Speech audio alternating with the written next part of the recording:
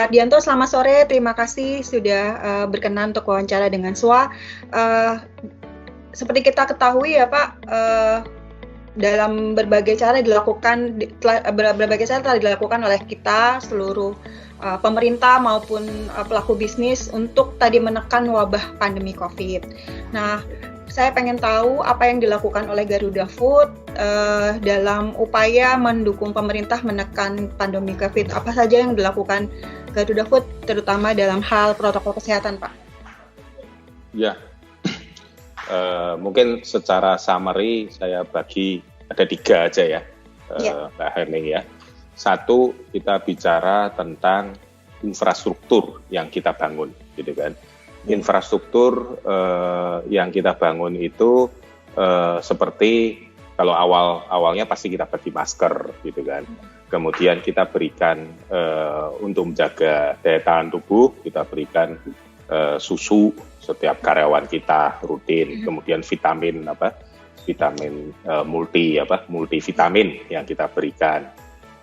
Kemudian infrastruktur setelah berkembang makin ke depannya COVID ini makin meningkat, infrastruktur yang kita bangun itu adalah kita juga melakukan tes, ya kan, baik bersifat rapid test, kemudian kalau sampai ada kejadian yang masuk ke ring 1, ya wajib melakukan swab test, gitu kan. Jadi intinya kita nggak mau terjadi penyebaran di lingkungan kerja kita, gitu kan. Nah, kemudian setelah PSBB mulai berhenti, kita membangun infrastruktur juga yang lain, yaitu mekanisme kerja kalau sampai 100% kita seluruh karyawan bekerja itu bagaimana sih, gitu kan. Nah, kita membangun infrastruktur sampai setiap meja dikasih jarak. Dulunya ruang meeting kita banyak, kita kurangin, dipakai untuk tempat kerja. Kemudian kita pisah dengan partisi pakai akrilik, gitu kan. Terus kita mulai melakukan semua gedung kita tuh jendela bisa dibuka, jadi bisa bercampur antara AC dengan fresh air, ya. Kemudian kita kasih air cleaner juga setiap lantai dari air purifier ya Pak tadi ya Pak disampaikan. Oh ya, air purifier ya. Nah, itulah bagian pertama nih untuk mendukung pertama dari sisi infrastruktur. Nah, bagian kedua nih kalau dilihat adalah kita menyusun SOP.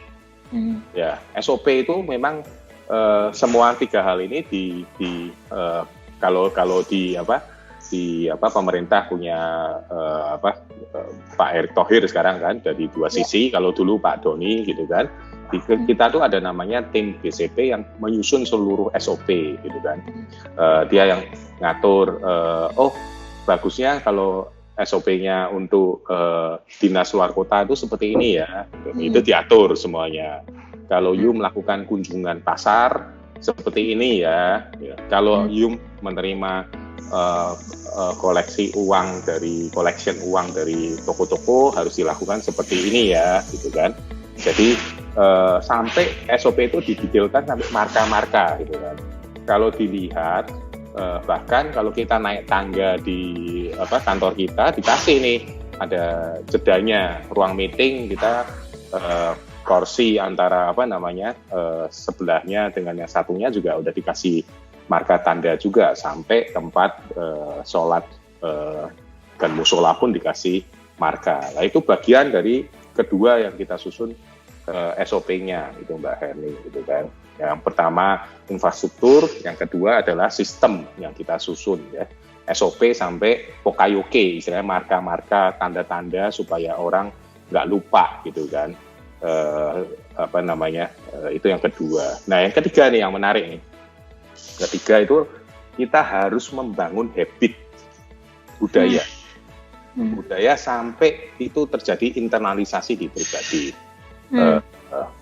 Yang menarik ya, kebanyakan orang kita itu pakai masker jika ada aturan. Nah, awal-awal di Garuda Food juga sama.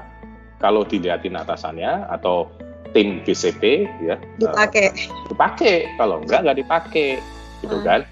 Nah, itu kita terus didik ya. Didiknya itu kita tiap pagi sama sore kita announce kalau yang ada announcement. Terus di setiap papan pengumuman kita tempel. Di web kita naikkan cara mendidiknya. Kemudian bahkan sampai terjadi kalau sampai melanggar dikasih SP juga gitu kan, nggak pakai masker bisa dikasih SP di tempatnya kerja Garuda Food gitu kan. Wow, keras juga. Iya, namun semua itu akhirnya menghasilkan, jadi konsepnya gini, kalau you habitnya baik di tempat kerja, you harus membawa pulang, kemudian keluarga you juga diajarin, lingkungan you juga diajarin supaya membantu pemerintah juga. Bukan sebaliknya, kita menerapkan seperti ini, kemudian di lingkungan rumahnya atau di lingkungan yang lainnya, organisasi dia ikut kendor, kemudian dibawa balik ke perusahaan. Nah, nanti perusahaan bisa jadi klaster ini. Ya, klaster baru ya. Klaster baru, ya, yang kita lihat sebetulnya poin ketiga inilah yang sangat challenging, gitu kan, sangat challenging.